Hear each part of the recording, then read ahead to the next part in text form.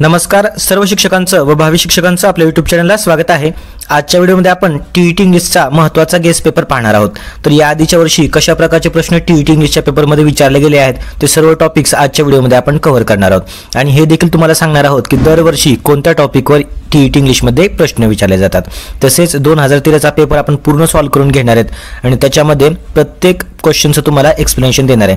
तसंच आपल्याला elimination method जी असते म्हणजे पर्यायातून उत्तर काढण्याची जी पद्धत असते त्या पद्धतीवर देखील आजच्या व्हिडिओमध्ये आपण डिस्कशन करणार आहोत। तर सुरुवात करूया।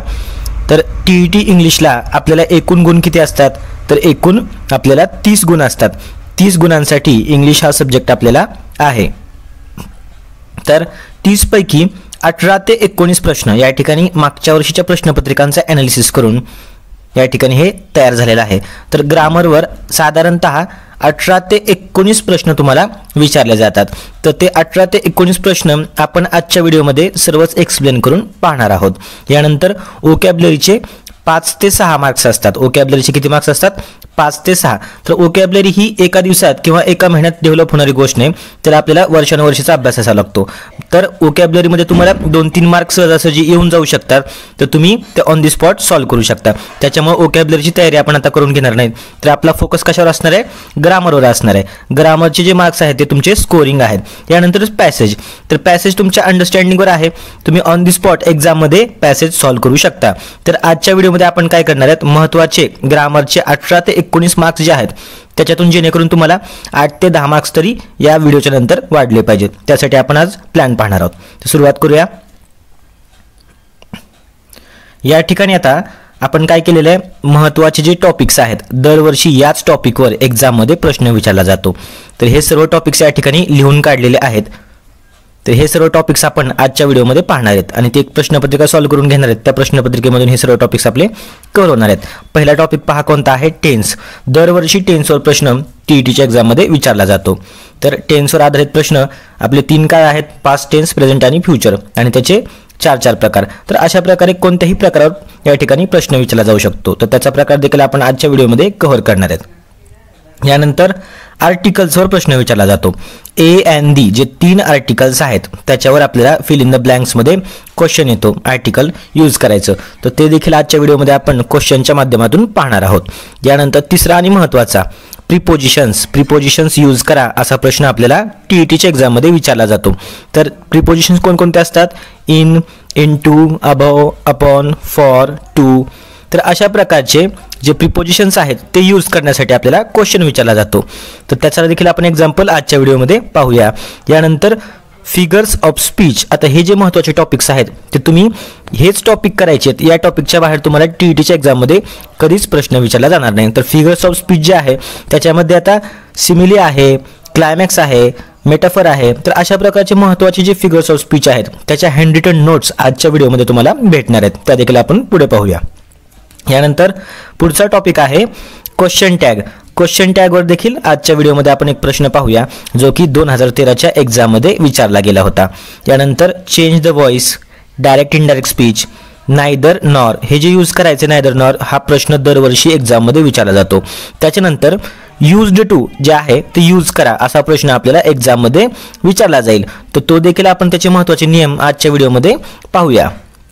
यानंतर यूज अनलेस, आता या ठिकाणी यूज टू, यानंतर यूज अनलेस कसं वापरायचं, कधी वापरायचं, नायदर नॉटचा यूज कसा करायचा, यानंतर नॉट ओनली बट ऑल्सो याच्यावर प्रश्न असतो, ॲज सून ॲज आणि नो सूनर दॅन याच्यावर देखील टीईटीच्या एक्झाममध्ये दरवर्षी प्रश्न असतो। तर हे सर्व ॲनालिसिस जे आहे ते आपण 2013च्या प्रश्नपत्रिकापासून केलेलं आहे, म्हणजे 2013 ते आतापर्यंत ज्या प्रश्नपत्रिका आहेत दरवर्षी याच टॉपिकवर, याच ग्रामरच्या टॉपिकवर प्रश्न विचारले जातात। तर आपल्याला काय करायचं? एवढंच थोडेसे नियम महत्त्वाचे करून जायचे जेणेकरून तुम्हाला एक्झाममध्ये मार्क्स येणार आहेत। त्याच्यानंतर मेक इट असर्टिव्ह किंवा मेक इट एक्सक्लेमेटरी, किंवा काय करायचे? हे काय करायचं? तुम्हाला उद्गारार्थी वाक्य बनवायचं आहे। तर याच्यावर एक प्रश्न तुम्हाला एक्झाममध्ये विचारला जातो, त्याच्या संबंधी आपण आता या व्हिडिओमध्ये माहिती पाहूया। त्यानंतर मेक WH क्वेश्चन, तर WH क्वेश्चन कसा बनवायचा त्याच्याबद्दल आपल्याला या व्हिडिओमध्ये तुम्हाला महत्त्वाच्या ट्रिक्स सांगूया। तर यानंतर WH क्वेश्चन नंतर काय make verbal question. Verbal question म्हणजे काय असतो तर येस नो टाईपचा क्वेश्चन असतो. येस नो टाईपचं त्याचं उत्तर आलं पाहिजे, त्या प्रश्नाला आपण काय म्हणतो वर्बल क्वेश्चन. तर मेक WH क्वेश्चन आणि मेक वर्बल क्वेश्चन असे दोन प्रश्न एक्झाममध्ये विचारले जातात. त्यानंतर यूज सो दॅट, तर सो दॅटचा यूज करायचा हे देखील एक्झाममध्ये विचारलं जाईल. त्याच्यानंतर डिग्री आहे आणि क्लॉजेस आहे. आता क्लॉजेसला तुम्ही काय तेवढं जास्त इम्पॉर्टन्स देऊ नका, कारण त्याच्यावर हार्डली एक प्रश्न विचारला जातो, परंतु तो टॉपिक खूप जास्त मोठा आहे. तर अशा प्रकारे आपण आता महत्त्वाचे टॉपिक्स पाहिलेले आहेत. आता आपण पाहूया नंतर प्रश्नपत्रिका.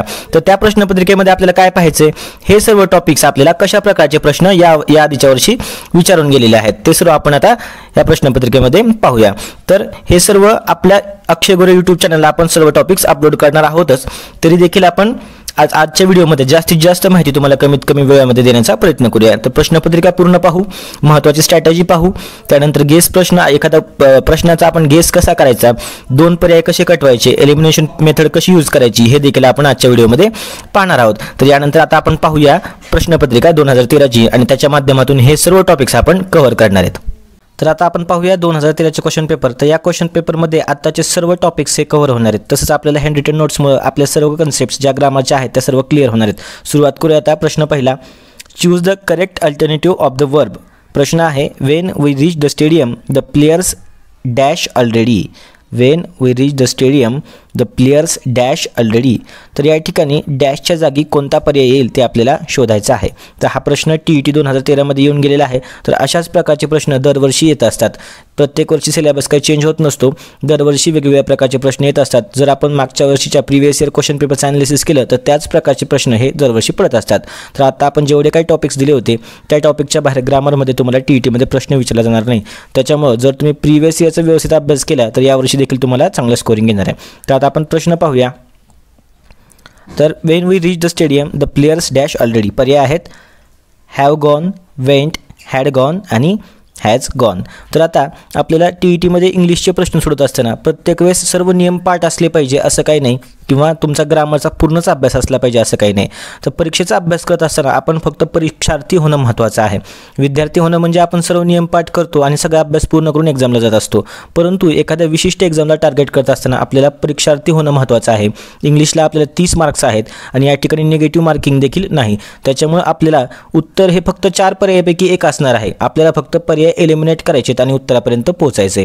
त्याच्यामुळं पहा वाक्य कसं आहे, भूतकाळी आहे.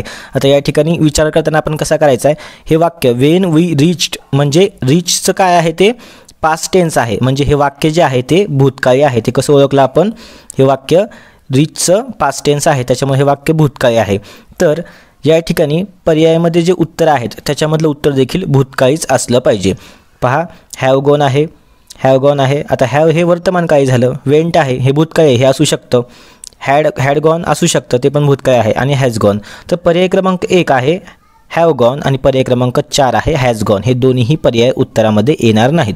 तर या ठिकाणी तुमचे 2 ऑप्शन एलिमिनेट झालेले आहेत. म्हणजे आता तुम्हाला एवढं माहिती आहे की पर्याय क्रमांक 2 आणि पर्याय क्रमांक 3 मध्ये उत्तर असलं पाहिजे. हे आपण कसं ओळखलं, कारण वाक्य हे भूतकाळी होतं. पहा या ठिकाणी रिच्ड आहे आणि वाक्य हे भूतकाळी होतं, त्याच्यामुळं आपला जो पर्याय असणार आहे फिल इन द ब्लँक्समधला तो देखील भूतकाळीच असला पाहिजे. हॅव गॉन येणार नाही आणि पर्याय क्रमांक 4 आहे हॅज गॉन ते देखील येणार नाही. तर आपलं उत्तर येणार आहे वेंट किंवा हॅड गॉन या दोन्हीपैकी एक असणार आहे. आता आपण पाहूया, एक नियम आहे तो तुम्ही लक्षात ठेवा. तर पहा, जेव्हा भूतकाळात एकानंतर एक घटना जेव्हा घडलेल्या असतात, भूतकाळामध्ये एकानंतर एक घटना घडलेल्या असतात, जसं की या वाक्यामध्ये दिलेलं आहे की आम्ही स्टेडियमला पोचलो त्याच्या आधी प्लेयर्स गेलेले होते. तर when we reach the stadium the players dash already म्हणजे ही भूतकाळामध्ये घडलेली घटना आहे. त्याच्यासाठीचा एक नियम, भूतकाळात एकानंतर एक घटना घडल्या असतील तर पूर्वीची घटना कशी दाखवतात, पास्ट परफेक्टमध्ये पूर्वीची घटना ही दाखवलेली असते. पास्ट परफेक्ट म्हणजे काय, तिसरं रूप असतं. हॅव हॅज घ्यायचं आणि क्रियापदाचं तिसरं रूप घ्यायचं. तर आता हे बघा पर्याय क्रमांक 3 मध्ये हॅड आहे. हॅड म्हणजे काय आहे, तिसरं रूप आहे. आता हॅव हॅज मी तुम्हाला सांगितलं ते वर्तमानकाळी रूप आहेत आणि हॅड जे आहे ते भूतकाळी आहे. ही घटना जी आहे ते ऑलरेडी भूतकाळातली, त्याच्यामुळे आपल्याला वर्तमान काळातलं रूप घेऊन जमल का, नाही जमणार. तर वर्तमान काळातले जे रूपं होते पर्याय क्रमांक 1 मध्ये होतं तो पर्याय आपण घेतला नाही, कारण की हे जे वाक्य आहे ते भूतकाळी होतं. पर्याय क्रमांक 4 पण येणार नाही, कारण ते वाक्य भूतकाळी होतं. आणि पर्याय क्रमांक 4 आहे तो हॅज आहे, म्हणजे वर्तमानकाळी. 2 पर्याय कटले. आणि पर्याय क्रमांक 2 का आला नाही, कारण की एक नियम होता, भूतकाळात एकानंतर एक घटना घडल्या असतील तर पूर्वीची घटना पास्ट परफेक्टमध्ये दाखवतात आणि नंतरची घटना जी असते ती सिम्पल पास्टमध्ये असते. तर पहा, when we reach the stadium हे जे आहे ती नंतरची घटना आहे आणि पूर्वीची घटना कोणती आहे, the players dash already, players had gone already, म्हणजे प्लेयर आधी निघून गेले होते. तर ह्या घटनेला आपण कसं दाखवणार, तर पास्ट परफेक्टमध्ये, म्हणून याचं उत्तर आहे हॅड गॉन. यानंतर आता आपण पुढचा प्रश्न बघू. अशा प्रकारे आपल्याला ग्रामरचे नियम माहिती नसताना देखील आपण काय करू शकतो, व्यवस्थित जर अंदाज लावला, कॉमन सेन्स यूज केला तर आपण इंग्लिशमध्ये 30 पैकी जवळपास 15 क्वेश्चनपर्यंतचे आपण एक व्यवस्थित गेस करू शकतो, जे की 19 ते 20 प्रश्न आपले ग्रामरचेच असणार आहेत. बाकीचे वोकॅब्युलरी आणि पॅसेजवरचे प्रश्न देखील तुम्हाला सुटून जातील, जेणेकरून तुम्हाला इंग्लिशमध्ये चांगला स्कोर येईल आणि टीईटीची एक्झाम तुम्ही क्लिअर कराल. आता पाहूया पुढचा प्रश्न. प्रश्न दुसरा, identify the underline clause in the sentence. आता या ठिकाणी सेंटेन्समधला क्लॉज आपल्याला आयडेंटिफाय करायचा आहे. कोणता, अंडरलाईन जो आहे तो. सेंटेन्स काय पाहूया, the patient was sure that he would recover, आणि दॅट ही वूड रिकवर याला अंडरलाईन केलेला आहे. आता दॅट ही वूड रिकवर हा जो आहे हा क्लॉज आपल्याला आयडेंटिफाय करायचा आहे, ओळखायचा आहे, तो कोणता क्लॉज आहे. 4 पर्याय आहेत, noun clause, adjective clause, adverbial clause of reason आणि ॲडवर्बियल क्लॉज ऑफ कन्सेशन, असे 4 पर्याय आहेत. आता यावर्षी हा प्रश्न येऊन गेला, तुम्हाला या 4ही पर्यायाबद्दल माहिती असणं खूप आवश्यक आहे, जेणेकरून तुम्हाला यावर्षी याच 4 पर्यायापैकी एक प्रश्न येणार आहे आणि तेव्हा तुमचं उत्तर 100% बरोबर येणार आहे, कारण आपण आता ज्या नोट्स पाहणार आहोत त्या नोट्समधूनच हा प्रश्न येणार आहे. तर आता प्रश्न व्यवस्थित पाहून घ्या. The patient was sure that he would recover, that he would recover हा कोणता क्लॉज आहे असा प्रश्न विचारलेला आहे आणि 4 पर्याय दिलेले आहेत. तर त्या 4ही पर्यायावरच्या आपण आता हँड रिटन नोट्स पाहू, व्यवस्थित समजून घ्या. नाउन क्लॉज कोणता असतो, ॲडजेक्टिव्ह क्लॉज कोणता असतो, ॲडवर्बियल क्लॉज ऑफ रिझन म्हणजे काय असतं आणि ॲडवर्बियल क्लॉज ऑफ कन्सेशन काय असतं, हे 4ही नोट्स आपण आता पाहणार आहोत. पहा, क्लॉजच्या नोट्स आहेत या ठिकाणी, या आपण आता पाहूया.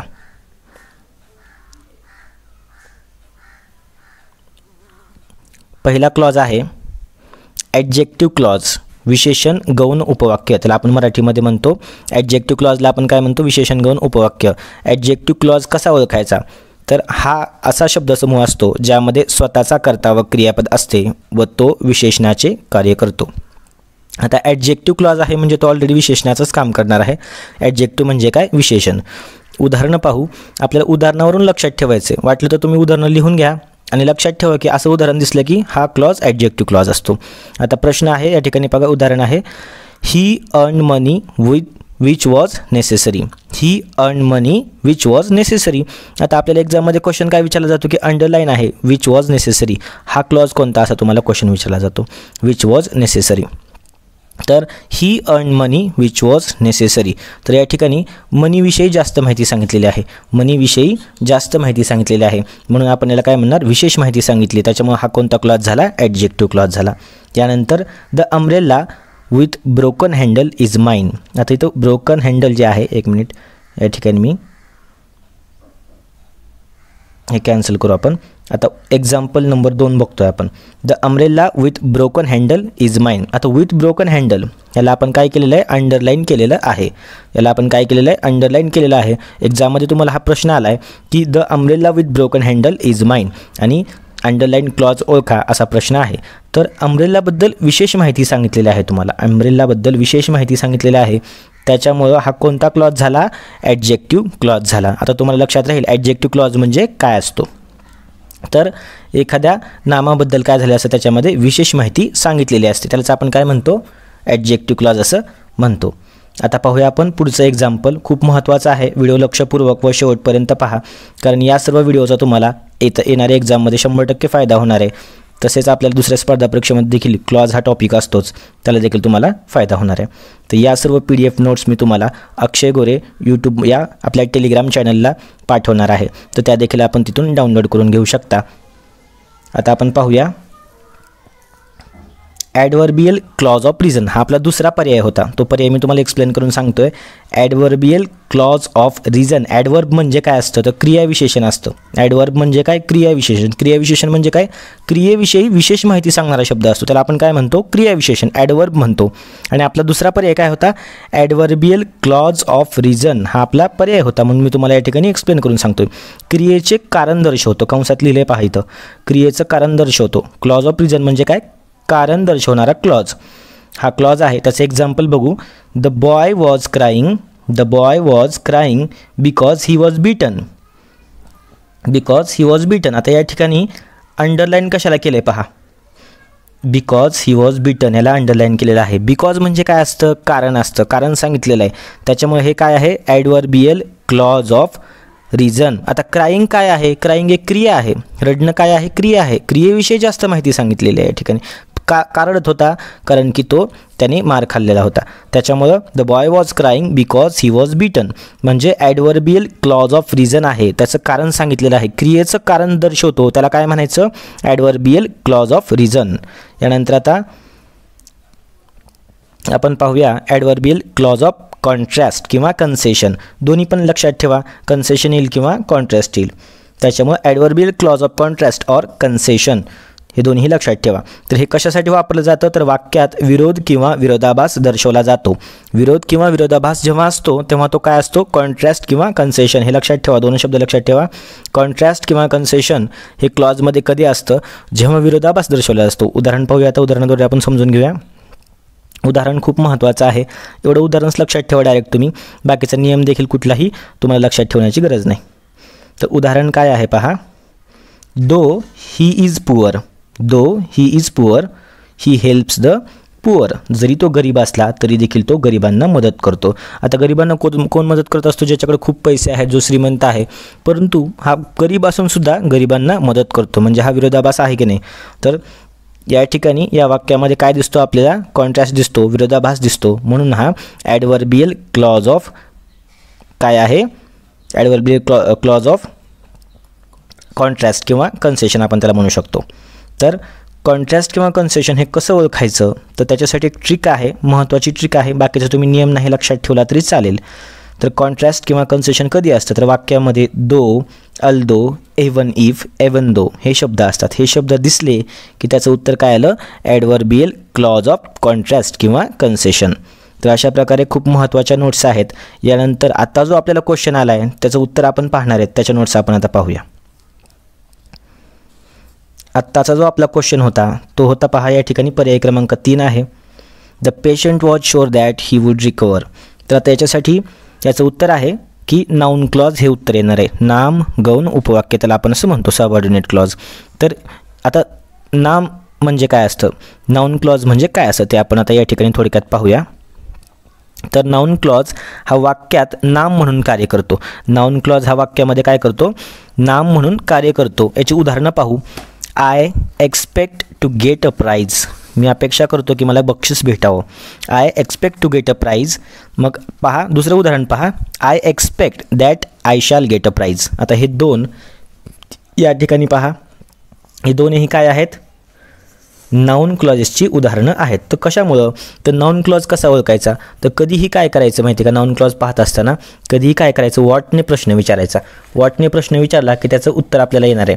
आता या ठिकाणी एक्सपेक्ट वॉट, एक्सपेक्ट वॉट.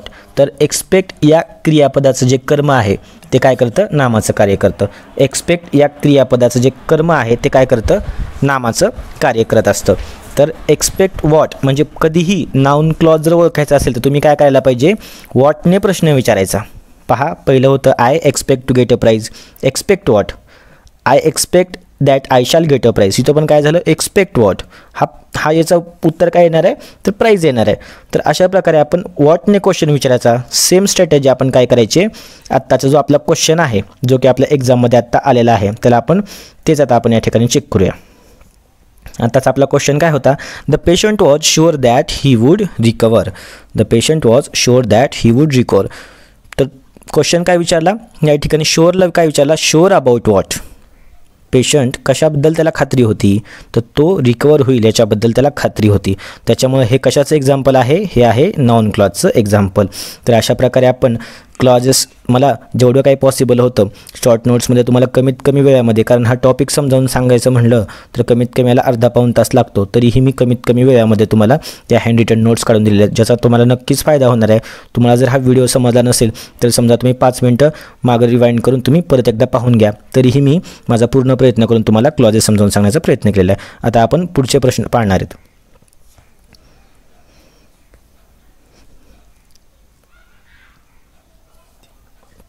तर आता क्वेश्चन नंबर 3 पाहूया आपण. प्रश्न 3, choose the correct spelled word. त्याच्यातला 4 पर्याय दिलेले आहेत, त्याच्यातला स्पेलिंग बरोबर असलेला पर्याय कोणता असं आपल्याला विचारलेलं आहे. आता वोकॅब्युलरीमध्ये प्रश्न येतो तेव्हा आपल्याला जास्त काय आधीपासून आता आपण तयारी करू शकत नाही, किंवा वोकॅब्युलरीची तयारी आपली 1 महिन्यामध्ये किंवा लगेच होत नसते, ते आपल्या वाचनावर आहे. तर आपण परीक्षेमध्ये आपल्याला जो काही पर्याय बरोबर वाटतो तो मी टिक करा. तर याचं उत्तर आहे पर्याय क्रमांक 4, SATELLITE. हे आहे सॅटेलाईटचं उपग्रह असतो ना, त्याला आपण सॅटेलाईट म्हणतो, त्याचं हे बरोबर स्पेलिंग आहे. तर तो तुम्ही थोडासा कॉमन सेन्स यूज करून एक्झाममध्ये आपल्याला करू शकता, ते तुम्ही करू शकता, याच्यामध्ये कुठलीही ट्रिक नाही. त्याच्यामुळे हे आपल्या वाचनावर डिपेंड आहे. यानंतर आता पुढचा खूप महत्त्वाचा प्रश्न आहे, याच्या देखील आपण हँड रिटन नोट्स तयार केलेले आहेत. तर हे खूप आता महत्त्वाचं आहे, कारण फिगर्स ऑफ स्पीचवर हा प्रश्न आहे. याच्यावर तुम्हाला नक्की स्कोरिंग येणार आहे. आणि परत तेच फिगर ऑफ स्पीच जे पर्यायामध्ये दिलेत, सिमिली, मेटाफर, क्लायमॅक्स, हे परत विचारले जातात. आणि याच्यावरच आपण आता डिटेलमध्ये एक्सप्लेनेशन पाहणार आहोत. तसंच आपण याच्या हँड रिटन नोट्स देखील पाहणार आहोत.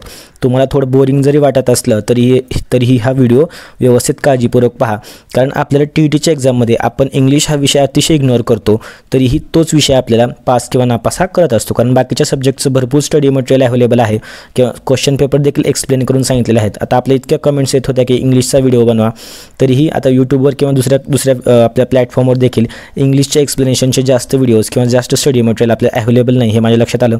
त्याच्यामुळे हा व्हिडिओ बनवण्याचा मी प्रयत्न केलेला आहे.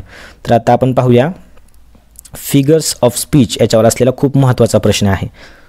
चला, choose the correct figure of speech in the given line. हा आहे, आता वाक्य दिलेलं आहे, exalt O shores and ring O bells.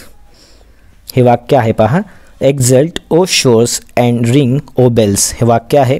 ह्या वाक्यामध्ये कोणती फिगर ऑफ स्पीच आहे असा प्रश्न आहे. 4 पर्याय आहेत, सिमिली, मेटाफर, क्लायमॅक्स आणि ॲपोस्ट्रॉफी. तर आता या ठिकाणी आपण आता फिगर्स ऑफ स्पीचला आपण काय म्हणतो मराठीमध्ये, भाषेचे अलंकार असं म्हणतो. तर हे अलंकाराचे 3ही प्रकार, सिमिली, मेटाफर आणि क्लायमॅक्स, हे 3ही आपण डिटेलमध्ये एक्सप्लेन करून पाहणार आहोत. आणि शेवटी हे पण पाहणार आहोत की प्रश्न 4चं उत्तर काय आहे. तर पहा, आता मी तुम्हाला पर्याय काय एक्सप्लेन करून सांगतोय की हे 3ही पर्याय 2021च्या एक्झाममध्ये विचारले जाऊ शकतात. सिमिलीबद्दल विचारला जाईल, मेटाफरबद्दल विचारला जाईल, क्लायमॅक्सबद्दल विचारलं जाईल. तर तुमचं उत्तर बरोबर येणार आहे. त्याच्यामुळे आपण याच्या महत्त्वाच्या नोट्स पाहणार आहोत. आता याच्या नोट्स पाहूया. आता पहा, या ठिकाणी आपण आता नोट्स पाहूया. आपलं एक्झाम्पल काय होतं पहा, मी इथं लिहून घेतलेलं आहे. क्वेश्चन नंबर 4 होता आपला, exalt O shores and ring O bells, हे आपलं एक्झाम्पल होतं. तर ते कशाचं उदाहरण आहे ते आपण आता इथं नोट्समधून पाहून घेऊया. पहिला पर्याय होता सिमिली. त्याला आपण मराठीमध्ये काय म्हणतो, उपमा अलंकार असं म्हणतो. मराठीमध्ये काय आपल्याला लगेच लक्षात येतं, उपमा अलंकार. 2 वस्तू किंवा व्यक्तीमधील सारखेपणा दाखवण्यासाठी हा अलंकार वापरला जातो. सारखेपणा दाखवण्यासाठी, सारखेपणा म्हणजे लगेच आपल्याला लाईक हा शब्द लक्षात येतो.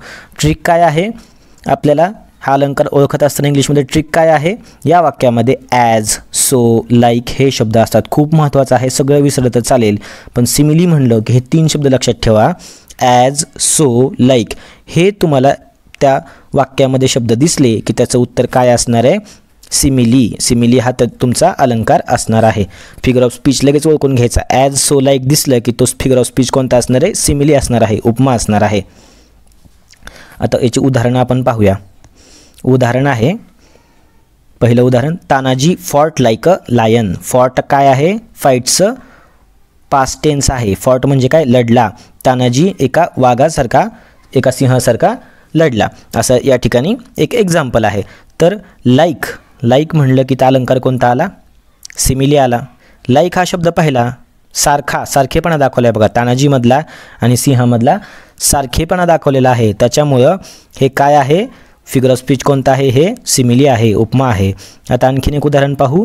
He is as strong as rock. He is as strong as वापरलं आहे आणि या ठिकाणी पण ॲज वापरलं आहे. तुम्हाला आता काय सांगितलं, ॲज, सो, लाईक हे शब्द दिसले की तो अलंकार कोणता असतो, उपमा अलंकार असतो, त्यालाच आपण सिमिली म्हणतो. फिगर ऑफ स्पीच कोणतं असतं, सिमिली असतं. हे लक्षात ठेवायचं. हे 3 शब्द लक्षात ठेवा. आता तुमच्या नोटबुकमध्ये लिहून घ्या. सिमिली हा फिगर ऑफ स्पीच, सिमिलीच्या समोर लिहा ॲज, सो, लाईक एवढंच लिहून घ्या तुम्ही वहीमध्ये तुमच्या, आणि हे तुम्हाला एक्झाममध्ये डायरेक्ट तुम्हाला 1 मार्क देऊन जाणार आहे. यानंतर पुढचा प्रश्न पाहू, पुढचा पॉईंट पाहू. आता मेटाफर. आपला दुसरा पर्याय होता मेटाफर. दुसरा पर्याय काय होता आपला, मेटाफर हा होता. त्यालाच आपण रूपक असं म्हणतो. इंग्लिशमध्ये थोडंसं अवघड वाटतं मेटाफर म्हणजे कोणता अलंकार आहे, परंतु रूपक अलंकार आपण मराठीमध्ये ऐकलेला आहे. तर वेगवेगळ्या गोष्टीमधील, याची व्याख्या बघू आता, वेगवेगळ्या गोष्टीमधील समान गुणधर्म न सांगता ते दोन्ही एकच आहेत असे सांगितलं जातं. वेगवेगळ्या गोष्टीमधील समान गुणधर्म न सांगता ते दोन्ही एकच आहेत असे सांगितले जाते, तेव्हा रूपक अलंकार होतो किंवा मेटाफर हा अलंकार होतो. याचं एक्झाम्पल पाहू. एक्झाम्पल लिहून घ्या आणि तुम्हाला बरोबर एक्झाममध्ये हे आठवणार आहे. Tanaji was a lion in the fight. Tanaji was a lion in the fight. तर या ठिकाणी काय सांगितलं आहे, तानाजी सिंहासारखा होता असं सांगितलं. सिंहासारखा होता असं सांगितलंच नाही, तर हे सांगितले की तानाजीच सिंह होता. म्हणजे तानाजी आणि सिंह हे वेगळे नाहीतच. Tanaji and lion are not different. हे दोघंजण एकच आहेत असं दाखवलेलं आहे. Tanaji was lion in the fight म्हणजे तानाजी आणि सिंह वेगळे नाहीतच, ते एकच आहेत असं दाखवलं जातं, तेव्हा त्याला काय म्हणतात, रूपक अलंकार म्हणजे मेटाफर असं म्हणतात. समजलं आता. यानंतर ही इज अ रॉक. आता he is like a rock असं म्हणलं आहे का, लाईक म्हणलं असतं तर मग तिथं काय उपमा दिली असती त्याला की बाबा तो दगडासारखा आहे, परंतु इथं काय सांगितलं, ही इज अ रॉक, तो दगडच आहे असं सांगितलेलं आहे. म्हणजे काय झालं, रूपक अलंकार. इतकं सोपं आहे. सिमिली, उपमा आणि रूपक या दोघांमधला फरक तुम्हाला आता कळाला असेल. लाईक म्हणलं की उपमा आणि ही इज अ रॉक म्हणलं की रूपक अलंकार. ही इज लाईक अ रॉक असं जर म्हणलं असतं तर ते काय झालं असतं, सिमिली झालं असतं, उपमा अलंकार झाला असता. परंतु या ठिकाणी ही इज अ रॉक असं सांगितलेलं आहे, म्हणजे तो काय आहे, रूपक अलंकार आहे. यानंतर तिसरं, लाईफ इज अ ड्रीम. आता लाईफ इज अ ड्रीम सांगितलं आहे, life is like a dream असं नाही सांगितलेलं, त्याच्यामुळं हे पण काय आहे, रूपक अलंकार मेटाफरचं उदाहरण आहे. इतकं सोपं आहे, तुम्ही हे तुमच्या वहीमध्ये नोट डाऊन करून घ्या. या PDF देखील आपल्या अक्षय गोरे यूट्यूब, या अक्षय गोरे यूट्यूब असं टाईप करा टेलिग्रामवर, त्या ठिकाणी तुम्हाला आपलं चॅनल दिसेल, त्याला जॉईन करा, त्या ठिकाणी तुम्हाला या PDFs भेटून जातील. तर आता आपण पुढचा अलंकार पाहणार आहोत, क्लायमॅक्स. अगदी सोपे अलंकार आहेत, आपल्या कन्सेप्ट क्लिअर होणार आहेत आणि 100% तुम्हाला एक्झाममध्ये हे मार्क्स मिळवून देणार आहे. त्याच्यामुळे तुम्ही इंग्लिशला अजिबात इग्नोर करू नका. एवढा जरी व्हिडिओ व्यवस्थित पाहिला आणि व्हिडिओमध्ये सांगितलेले मी सुरुवातीला जे पॉईंट्स होते त्या पॉईंट्सपैकी तुम्ही 5-7 जरी पॉईंट केले तरी देखील तुमचे स्कोरिंग इंग्लिशच्या पेपरमध्ये 100% वाढणार आहे. आता क्लायमॅक्स या अलंकाराबद्दल, फिगर ऑफ स्पीचबद्दल माहिती पाहूया. क्लायमॅक्स म्हणजे काय असतं, त्याला आपण सार असं म्हणतो. वाक्यातील कल्पना चढत्या क्रमाने मांडून उत्कर्ष किंवा अपकर्ष साधलेला असतो. कल्पना महत्त्वाचं आहे. कल्पना असतात आणि ते वाढवून चढवून सांगितलेले असतात, म्हणजे चढत्या क्रमाने कल्पना मांडलेल्या असतात. आता उदाहरणं पाहू. If you think that's bad it gets worse. तुम्ही जर विचार केला ते खूप खराब आहे तर ते आणखीन खराब होत जातं, म्हणजे कल्पना आणखीन वाढवून सांगितलेल्या आहेत. If you think that's bad it gets worse म्हणजे या ठिकाणी कल्पना ज्या आहेत त्या चढत्या क्रमाने सांगितलेल्या आहेत. Look up in the sky it's a bird it's a plane. पहा वर आकाशात पहा, ते एक बर्ड आहे, ते एक प्लेन आहे. तर आणखीन ते कसं वाढवून सांगितलेलं आहे, कल्पना सांगितलेलं आहे की बर्ड जे आहे ते कशासारखं दिसते, प्लेनसारखं दिसते. जिथं इमॅजिनेशन असते आणि इमॅजिनेशन वाढत गेलेले असते, आणखीन वाढवून चढवून सांगितलेले असते, तिथं काय असतो, क्लायमॅक्स हा फिगर ऑफ स्पीच असतो. इतकं सोपं आहे. चला नेक्स्ट आता ॲपॉस्ट्रॉपी. त्याला परोक्ष संबोधन असं म्हणतात. मराठीत नाही समजलं तर फक्त ॲपॉस्ट्रॉपी लक्षात ठेवा. परोक्ष संबोधन म्हणजे मृत, अनुपस्थित, निर्जीव किंवा मानवीकृत गोष्टी किंवा कल्पना यांचे प्रत्यक्ष संबोधन. आता ही मराठीतली थोडीशी जास्त व्याख्या आहे, एवढंच लक्षात ठेवा.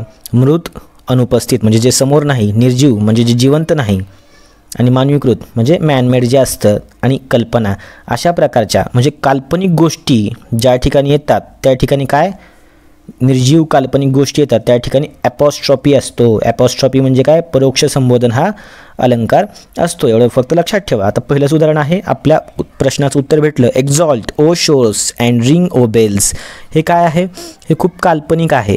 ही काय खरी गोष्ट नाही किंवा ही सजीव गोष्ट नाही. त्याच्यामुळे याचं उत्तर काय येणार आहे? Exalt, O shores and ring O bells. हे जे आहे ते ॲपॉस्ट्रॉपी या फिगर ऑफ स्पीचचं उदाहरण आहे.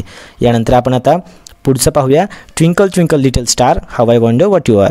तर हे पण कशाचं उदाहरण आहे? ॲपॉस्ट्रॉपीचं उदाहरण आहे. म्हणजे अनुपस्थित, समोर नसलेली गोष्ट, मानवीकृत गोष्ट किंवा कल्पना केलेली गोष्ट एखाद्या अलंकारामध्ये दाखवली जाते, त्याला आपण ॲपॉस्ट्रॉपी फिगर ऑफ स्पीच असं म्हणतो. तर आपलं आन्सर आपल्याला भेटलं. हे आपल्याला आता या ठिकाणी पर्याय क्रमांक 1 जो होता, एक्झॉल्ट, O shores, ring O bells, हे कशाचं उदाहरण आहे? तर ॲपॉस्ट्रॉपीचं उदाहरण आहे. अशा प्रकारे आपण महत्त्वाच्या नोट्स पाहिलेल्या आहेत. आता आपण यानंतरचा क्वेश्चन पाहूया. आता आपले 4 क्वेश्चन्स झाले. आता आपण 5वा क्वेश्चन पाहूया. 5वा क्वेश्चन आहे,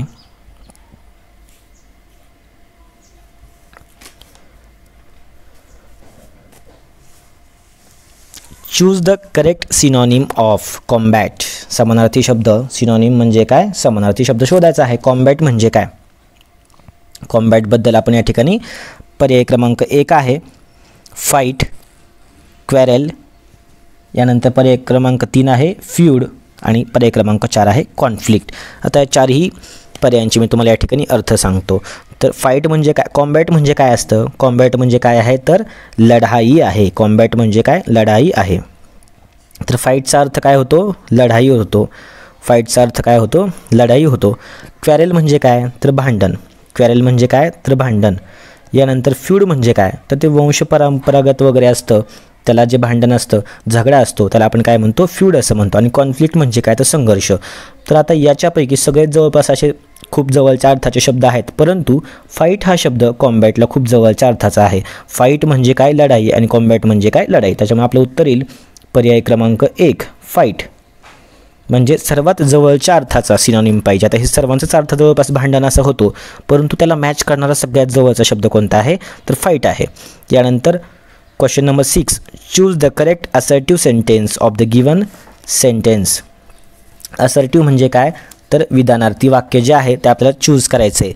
how can any burglar open the window. How can any burglar open the window. Burglar म्हणजे काय? चोर किंवा घरफोड्या. तर तो how can any burglar can open the window म्हणजे एखादा बर्गलर विंडो कशी काय ओपन करू शकतो, म्हणजे चोर, कोणताही चोर घराची खिडकी कशी ओपन करू शकतो, असं एक प्रश्नार्थक एक वाक्य आहे. तर ह्या वाक्याचं आपल्याला काय करायचं आहे? असर्टिव्ह सेंटेन्स, विधानार्थी वाक्य बनवायचं आहे. तर आता विधानार्थी वाक्य बनवत असताना नियम खूप महत्त्वाचा आहे. लक्षात ठेवा, वाक्य जर होकारार्थी असेल तर ते नकारार्थी करायचं, होकारार्थी असेल तर ते नकारार्थी आलं पाहिजे, आणि नकारार्थी असेल तर ते होकारार्थी झालं पाहिजे. आता हे वाक्य how can any burglar open the window हे होकारार्थी आहे का नकारार्थी आहे? पहा, याच्यामध्ये कुठं नो, नॉट हा शब्द दिसतोय का तुम्हाला? दिसतोय का याच्यामध्ये? नो, नॉट असा शब्द नाही, म्हणजे हे वाक्य ऑलरेडी होकारार्थी आहे. आता आपल्याला हे नकारार्थी बनवायचं आहे, म्हणजे त्याच्यामध्ये नॉट आलं पाहिजे. कुडंट वगैरे असे शब्द, कांट, कुडंट असे शब्द आले पाहिजेत, म्हणजे नॉट आलं पाहिजे, नो किंवा नॉट आलं पाहिजे. तेही महत्त्वाची गोष्ट म्हणजे आपल्याला त्याचा कसल्याही प्रकारचा अर्थ बदलला नाही पाहिजे. म्हणजे या वाक्याचा अर्थ न बदलता परंतु त्याच्यामध्ये आपल्याला नो किंवा नॉट आलं पाहिजे. तर आता पर्याय बघूया आपण. आता बघा, पर्यायामध्ये तुम्हाला सांगतो, पर्याय पाहत असताना पर्याय क्रमांक 3 मध्ये पहा, नो किंवा नॉट आले का? नाही. The burglar can open the window असा पर्याय क्रमांक 3 आहे. हा पर्याय इथंच संपला, हा पर्याय येणारच नाही उत्तर, हे आपल्या लक्षात आलं पाहिजे. आता पर्याय क्रमांक 1, 2 आणि 4 मध्ये कुडंट आले, कांट आले, कांट आले, म्हणजे हे 3 पर्याय येऊ शकतात, परंतु पर्याय क्रमांक 3 येऊ शकत नाही, कारण वाक्य होकारार्थी होतं, ते आपल्याला नकारार्थी पाहिजे. परंतु पर्याय क्रमांक 3 मध्ये नॉट हा शब्दच नाही, त्याच्यामुळे पर्याय क्रमांक 3 कटला. इतकं गेस करण्यासाठी सोपं आहे. तुम्हाला समजा कुठलाही नियम माहिती नाही बाकीचा, तर तुम्ही लगेच पर्याय 1 या ठिकाणी कटवून टाकला, पर्याय क्रमांक 3 तर उत्तर येणारच नाही.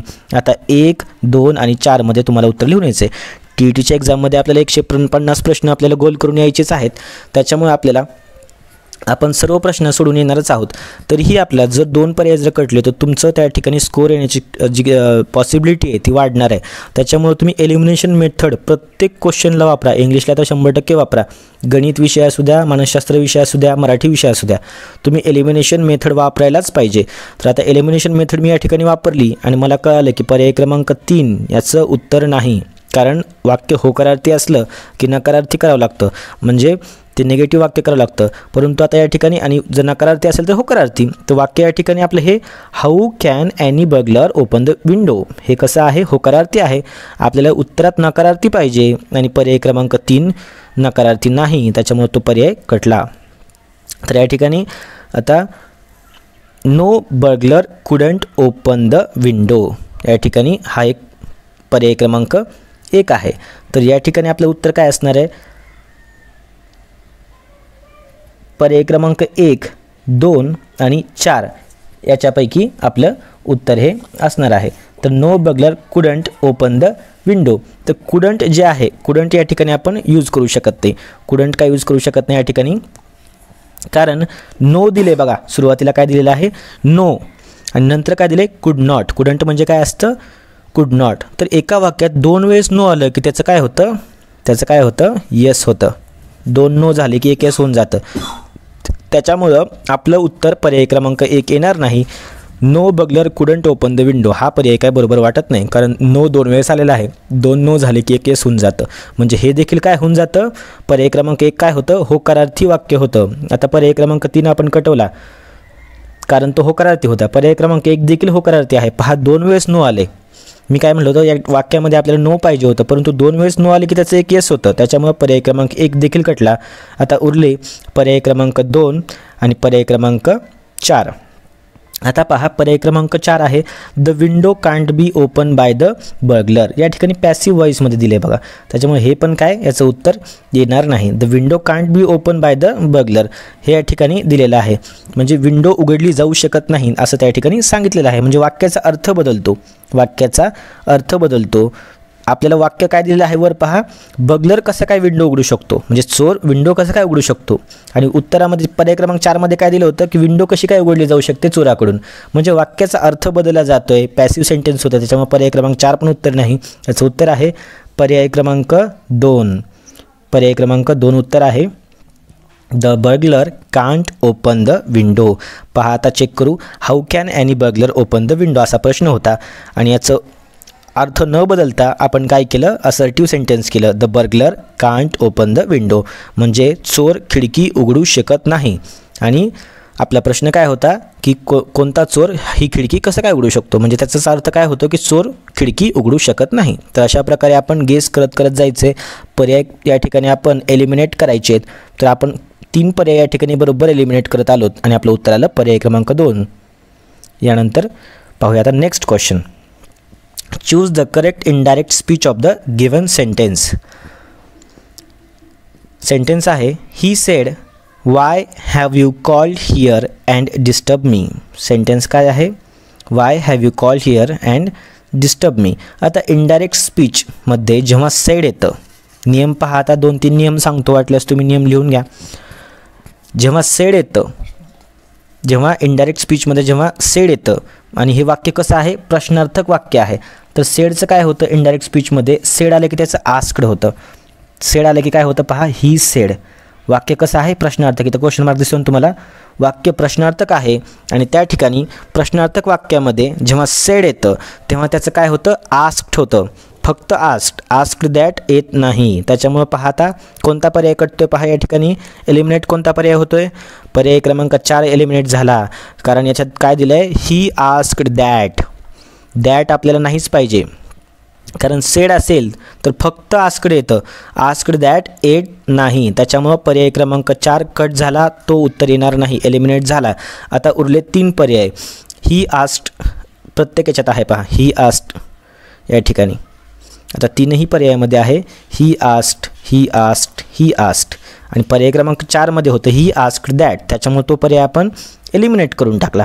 आता ही आस्क्ड पहिला पर्याय आहे, why he has called there and disturb me. पर्याय क्रमांक 2 पण तसाच आहे. तर आता आपण दुसरा नियम या ठिकाणी अप्लाय करूया. प्रश्नार्थक वाक्य आहे, प्रश्नार्थक वाक्य आहे.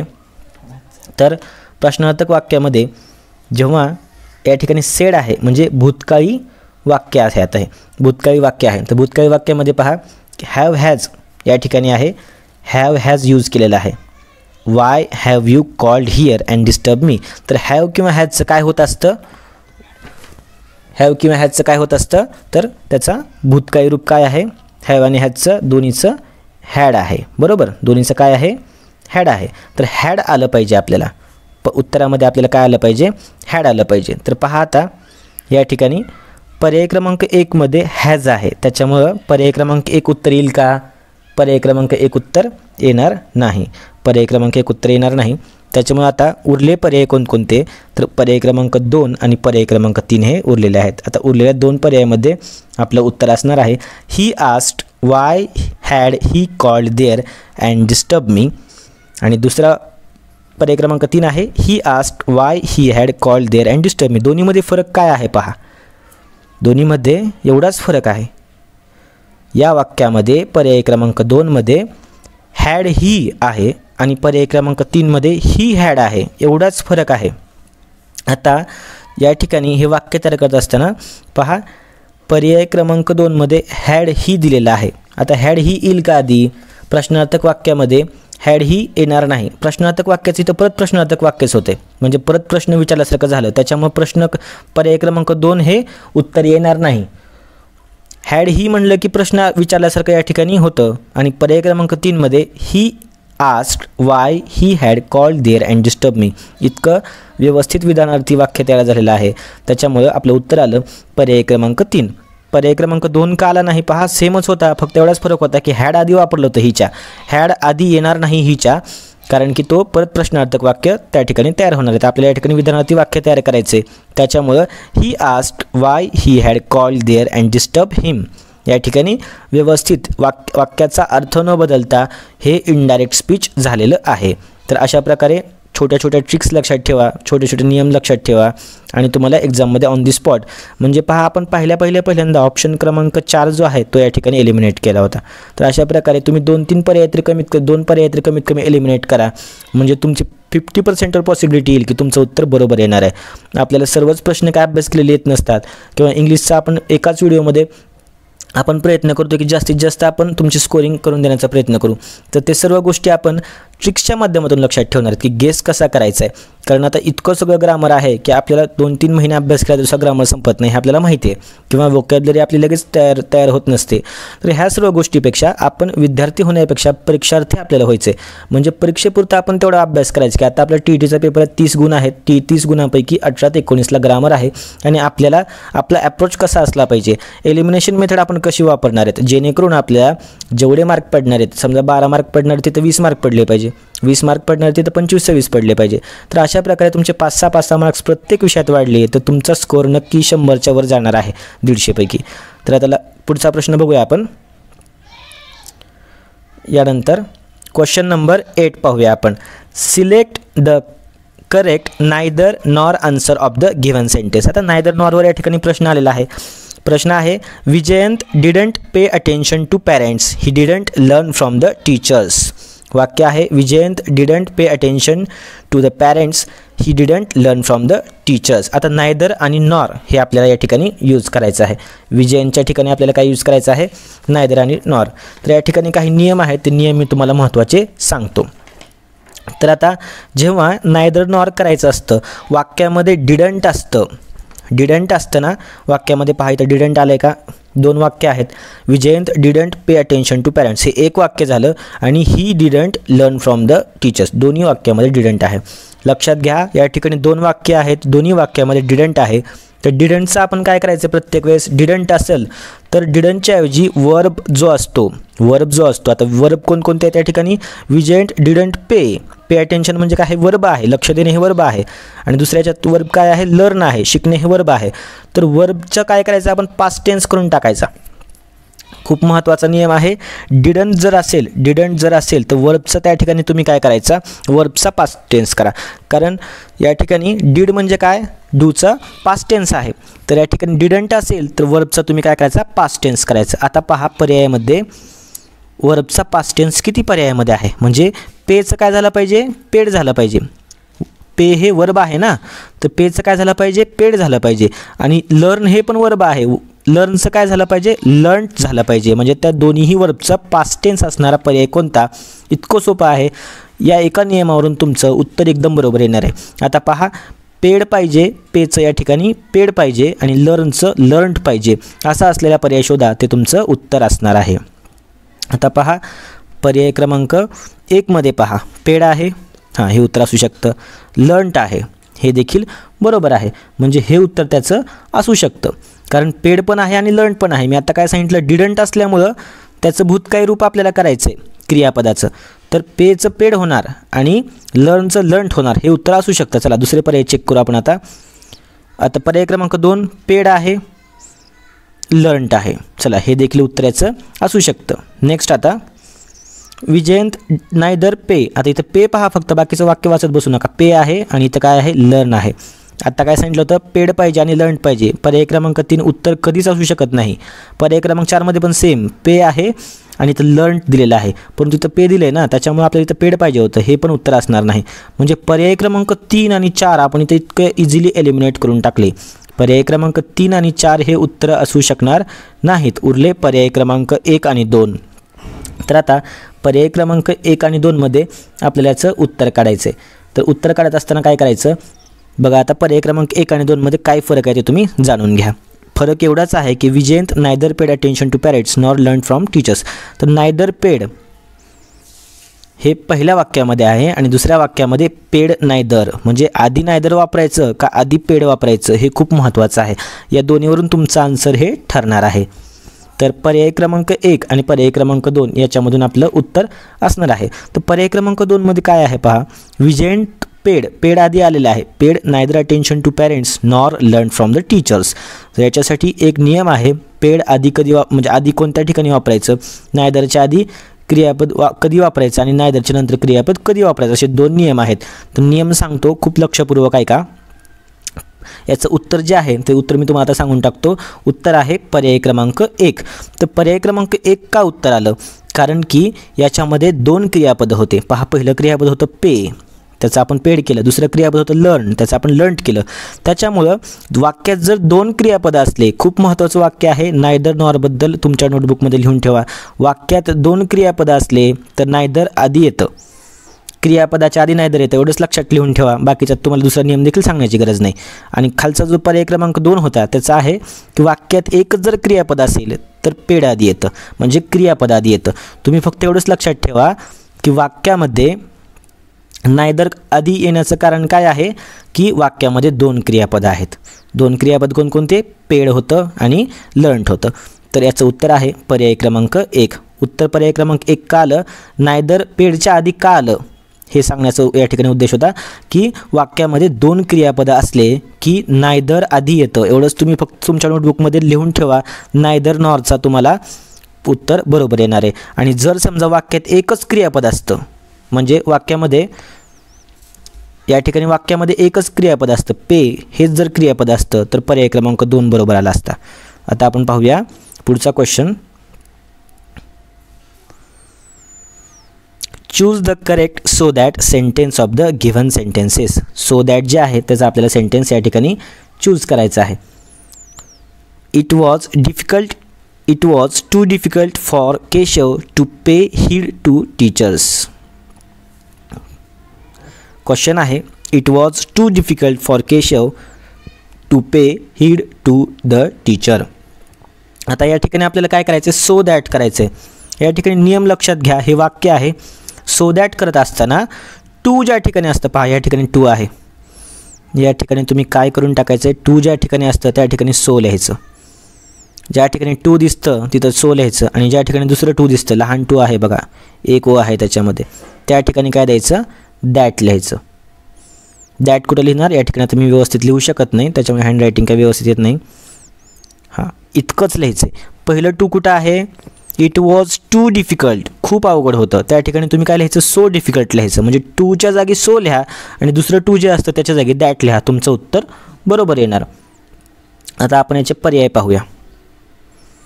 पर्याय आहेत, वाक्य तर तुमच्या लक्षात आहे. आता आता आपण पर्याय पाहू याचे. पर्याय क्रमांक 1 आहे, it was so difficult that Keshav couldn't pay heed to the teacher. बघा, सो डिफिकल्ट एवढं सांगितलं होतं, बरोबर आहे. So difficult that Keshav couldn't pay heed to the teacher. तर या ठिकाणी आपण काय केलं, पहिल्या टूच्या जागी परत एकदा या ठिकाणी तुम्हाला दाखवतो. पर्याय क्रमांक 1 याचं अगदी बरोबर उत्तर आहे. त्याच्यामुळे पुढचे पर्यायसुद्धा आपल्याला पाहत बसायची गरज नाही, कारण एक्झाममध्ये वेळ खूप कमी असतो आपल्याला. आपण फक्त एवढंच केलं होतं. या ठिकाणी हे वाक्य होतं. या वाक्यामध्ये आपण काय केलं, या टूच्या जागी काय केलं, सो टाकलं होतं इथं, आणि या टूच्या जागी काय केलं, दॅट टाकायचं. बस, तुमचं आन्सर आलं. इतकं सोपं आहे. यानंतर आपण आता पुढचा प्रश्न बघू. प्रश्न क्रमांक 10.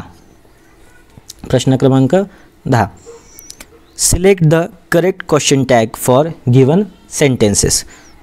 Question tag, show me the way to the park. Show me the way to the park याचा अर्थ होतो मला पार्ककडे जाण्याचा मार्ग दाखव, बागेकडे जाण्याचा मार्ग दाखव. वाक्य कसं आहे, आज्ञार्थी वाक्याबद्दल एक तुम्ही लिहून घ्या, नोट डाऊन करून ठेवा. हे उत्तर कायमचं आहे, अगदी सोपं उत्तर आहे आणि परमनंट हेच उत्तर असणार आहे. आज्ञार्थी वाक्याचा क्वेश्चन टॅग कधी पण विल यू असतो. आज्ञार्थी वाक्याचा क्वेश्चन टॅग कधीही विल यू हाच असतो. तर या ठिकाणी हा जर आपण क्वेश्चन तयार केला, will you please show me the way to the park असा होतो, बरोबर. म्हणजे तू मला पार्कचा रस्ता दाखवशील का, अशा प्रकारचा हा होतो. तर show me the way to the park याचं काय करायचं आपल्याला, क्वेश्चन टॅग. तर त्याचा क्वेश्चन आपल्याला तयार करायचा असतो आणि त्याचं आपल्याला क्वेश्चन टॅग काय येतो, फक्त विल यू येतो आणि क्वेश्चन मार्क पुढे असतो. तर आज्ञार्थी वाक्याचा कधीही क्वेश्चन टॅग विल यू हाच असतो. त्याच्यामुळे उत्तर आलं पर्याय क्रमांक 4. तर असे काही ट्रिक्स आहेत ते तुम्ही लक्षात ठेवायच्यात. आता या ठिकाणी तुमचं कुठलंही वाक्य आलं तरी देखील या ठिकाणी काय येणार आहे, विल यूच येणार आहे. Give me a glass of water. आता हे जे आहे हे आज्ञार्थी वाक्य आहे, तर त्याचं देखील क्वेश्चन टॅग काय येणार आहे, आज्ञा दिली, विल यू, तू देशील का, तर तू आणून देशील का, अशा प्रकारचं म्हणजे विल यूच हे उत्तर येणार आहे. आज्ञार्थी वाक्याचा क्वेश्चन टॅग कधी देखील विल यू हाच येतो. हे खूप महत्त्वाचं आहे. यानंतर 11वा प्रश्न पाहूया आपण. Choose the correct passive voice of the sentence. Where are you attending the meeting. Where are you attending the meeting असा या ठिकाणी आपल्याला याचं काय करायचं, ॲक्टिव्ह वॉइस आहे, त्याचं आपल्याला काय करायचं, पॅसिव्ह वॉइस करायचं आहे. तर पॅसिव्ह वॉइस करत असताना पॅसिव्ह वॉइसचं फक्त सूत्र लक्षात ठेवा. पॅसिव्ह वॉइस करत असताना पहिल्यांदा WH वर्ड असतो.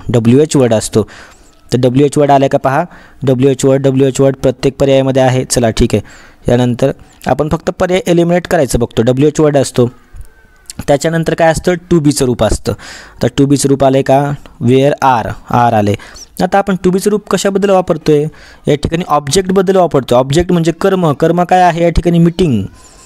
कर्मणी प्रयोग आहे बघा हा. कर्म म्हणजे मीटिंगबद्दल आता आपण माहिती सांगतोय. Where are the meeting. आता मीटिंगला आर म्हणतो का आपण, आर नाही म्हणत, इज म्हणतो. मीटिंगला आपण काय म्हणतो, इज म्हणतो. त्याच्यामुळे पर्याय क्रमांक 1 चुकीचा आहे. पर्याय क्रमांक 1 जो आहे तो चुकीचा आहे. Where are the meeting being attended by you.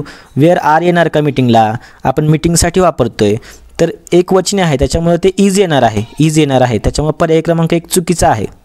पर्याय क्रमांक 1 येणार नाही. पर्याय क्रमांक 2 बघू आपण आता. पहिल्यांदा काय सांगितलं होतं, फॉर्म्युला मी WH वर्ड असतो, त्याच्यानंतर ॲम इज आर जे असतं म्हणजे टू बीचं जे रूप असतं. टू बीचे कोणकोणते रूप आहेत, am is are, was, were, भूतकाळी, हे जे रूप आहेत वर्तमानकाळी आणि भूतकाळी. तर इथं काय येणार, where is the meeting being attended by you. पर्याय क्रमांक 2 अगदी बरोबर वाटतं. Where is the meeting being attended by you. तर याच्यामध्ये आता मी पॅसिव्ह वॉइसची रचना सांगतो. WH क्वेश्चन असतो पहा या ठिकाणी. WH क्वेश्चन आहे, where is the meeting being attended. आता इज म्हणजे काय आहे, या ठिकाणी सहाय्यकारी क्रियापद आहे, टू बीचं रूप आलं. त्यानंतर बिईंग अटेंडेड म्हणजे तिसरं रूप झालं या ठिकाणी.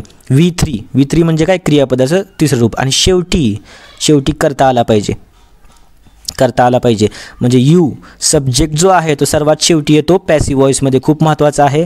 करता शेवटी येतो. सुरुवातीला WH क्वेश्चन येतो, मध्ये काय येतं, क्रियापदात तिसरं रूप येतं आणि त्याच्या आधी काय येतं, इज, ॲम इज आर म्हणजे टू बीचं रूप येतं. अशा प्रकारे पॅसिव्ह वॉइस असतो. त्याच्यामुळं काय झालं या ठिकाणी उत्तर आलं पर्याय क्रमांक या ठिकाणी 2 उत्तर आलेलं आहे। तर अशा प्रकारे आपण या पार्टमध्ये महत्त्वाचे क्वेश्चन्स पाहिलेले आहेत। आता व्हिडिओ आणखीन खूप जास्त मोठा होईल, त्याच्यामुळे आपण काय करूया, उरलेले जे क्वेश्चन्स आहेत आणि नोट्स देखील आपण पुढच्या पार्टमध्ये पार्ट 2 मध्ये पाहणार आहोत। तुम्हाला जर हा व्हिडिओ आवडला असेल तर व्हिडिओला नक्की लाईक करा, चॅनल सबस्क्राईब करा। तसेच तुमच्या सर्व मित्रांना देखील जे TETची तयारी करतात किंवा स्पर्धा परीक्षांची तयारी करतात त्यांना इंग्लिश विषयासाठी हा व्हिडिओ तुम्ही शेअर करा। तसंच आपल्या चॅनलवर 315 पेक्षा जास्त बालमानसशास्त्र, मराठी, गणित तसेच आता इंग्लिशचे देखील व्हिडिओज तसेच ट्रिक्सचे व्हिडिओ आपण या ठिकाणी अपलोड केले आहेत। तसं परिसर अभ्यासचे व्हिडिओ 5वी 4थी इत्यादी इयत्तांचे आणि विज्ञानचे गेस प्रश्न याचे एकूण 315 व्हिडिओ अपलोड केलेले आहेत। तर ते सर्व तुम्ही पाहून घ्या, तुमच्या मित्रांना देखील शेअर करा आणि जास्तीत जास्त तुम्ही कमेंट्स करून सांगा की तुम्हाला हा व्हिडिओ कसा वाटला। आता आपण भेटूया याच्या पुढच्या पार्टमध्ये। Thank you so much.